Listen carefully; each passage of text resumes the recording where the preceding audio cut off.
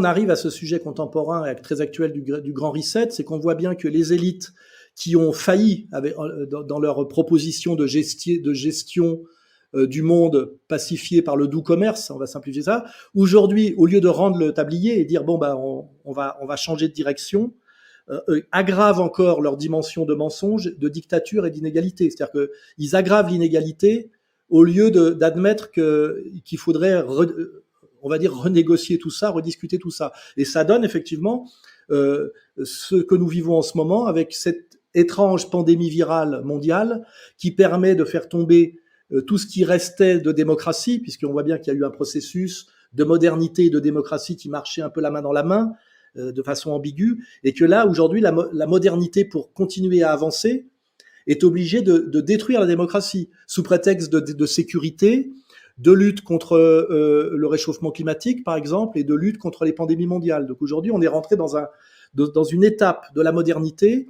où la modernité se sépare de la démocratie, c'est-à-dire de l'égalité, de la liberté, de ces principes. Elle s'en sépare ouvertement, sous prétexte que on n'a pas le choix, puisque ça nous est imposé, non pas que c'est pas lié à des relations entre hommes, mais que c'est lié à des choses justement surhumaines, c'est-à-dire le climat, les virus. Et puis en troisième donnée, c'est comme ça qu'ils ont commencé à amorcer la chose, d'ailleurs depuis les années, on va dire Reagan-Bush, l'islamisme, c'est-à-dire la question du terrorisme. Vous voyez, c'est pour ça que l'islam est impliqué dans cette histoire. On a commencé par dire il faut réduire les libertés parce qu'il y a du terrorisme, c'est le Patriotic Act aux États-Unis, et en France les lois antiterroristes. Et puis après on est arrivé, la planète est en danger, la taxe carbone, il faut contrôler la production, la consommation, les libertés individuelles, le droit de circuler, etc., par cette espèce de demi-mensonge qui est l'impact carbone, la mesure carbone. Et puis après, on est arrivé au virus. Et le virus, là, c'est effectivement,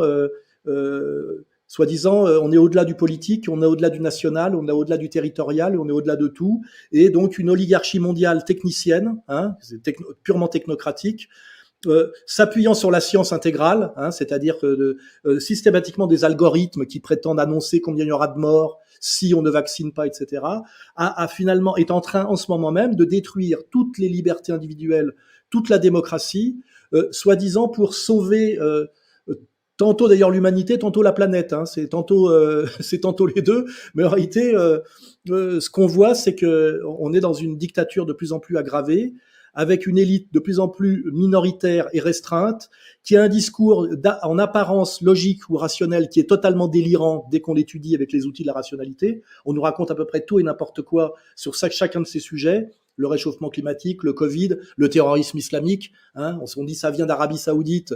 Tiens, mais c'est marrant, l'Arabie Saoudite est entièrement dans les mains des Américains et travaille la main dans la main avec les Israéliens. Et pourtant, c'est les Israéliens et les Américains qui luttent le plus fortement contre un terrorisme dont ils sont en réalité les sponsors. Donc on se dit, soit ils sont idiots, soit ils sont pas si idiots que ça. On nous a un peu menti, vous voyez. Et puis on dit l'islam est dangereux pour le monde occidental, et on voit que le terrorisme islamique tue dans l'immense majorité des musulmans et détruit des pays musulmans, que ce soit l'Irak, la Syrie, des rappels qu'il faut faire.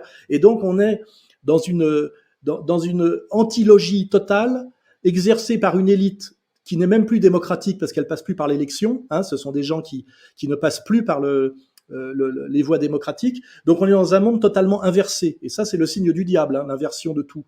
Voilà. On est dans un monde où une minorité non élue exerce une dictature pour des raisons totalement irrationnelles quand on les étudie et en prétendant totalement le contraire. Voilà, c'est comme la vaccination.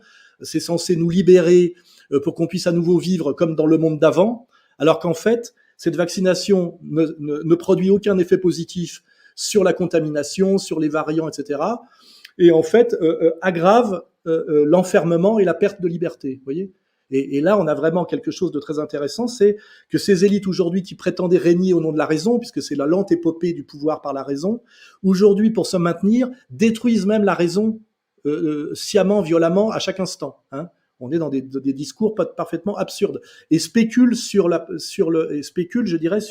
l'effondrement de l'intelligence rationnelle des peuples. C'est-à-dire que aujourd'hui, il n'est pas question d'opposer l'intelligence spirituelle et l'intelligence rationnelle, la morale et les mathématiques. C'est que les gens qui règnent aujourd'hui au nom de l'épopée de la raison travaillent à une destruction de l'intelligence raisonnable des gens et je dirais à leur double démoralisation. Ils détruisent leur morale. ils les rendent dépressifs et paranoïaques, et ils détruisent l'outil logique, quand même un outil fondamental pour pouvoir comparer un discours et un autre. Vous voyez, pour pouvoir comparer une proposition et une autre, il y a quand même un critère, c'est le critère de cohérence logique du discours. Hein. C'est un critère interne qui est très très important. Et tout ça s'accomplit en ce moment même.